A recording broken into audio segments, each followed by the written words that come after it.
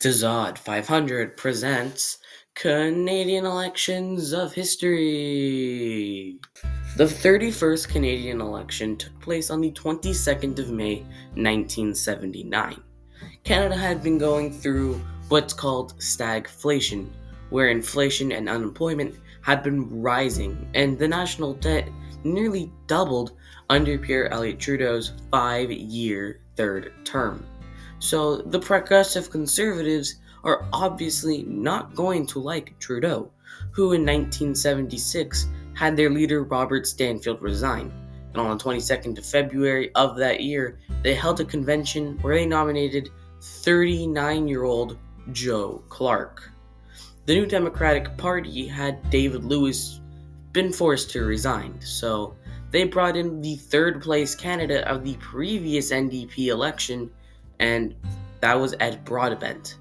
The Social Credit Party had been struggling to remain relevant after their leader Rael Coet died in 1976.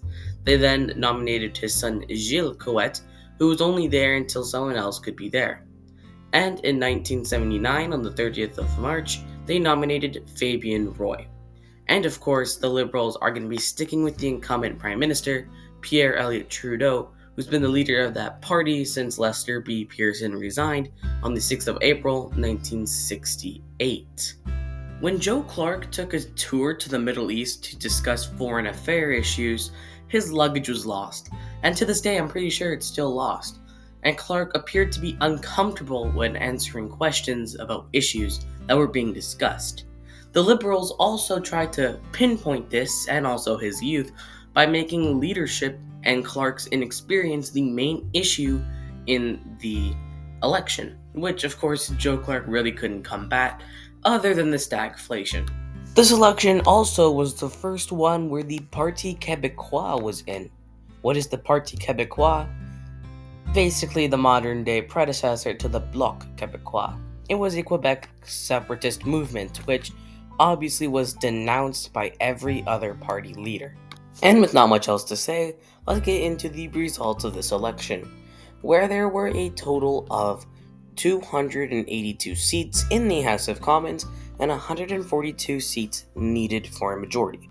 75.7% of Canadians would turn out to vote in this election, and that gave the winner 136 seats, which also amounted to 4,111,606 votes, which amounts to 35.89% of the popular vote, which was less than his opponent got. The winner of this election would be Joe Clark, the youngest prime minister to ever serve. However, Clark's minority government was dissolved just 9 months later, which led to another federal election being scheduled. And I'll see you guys for that election in 1980.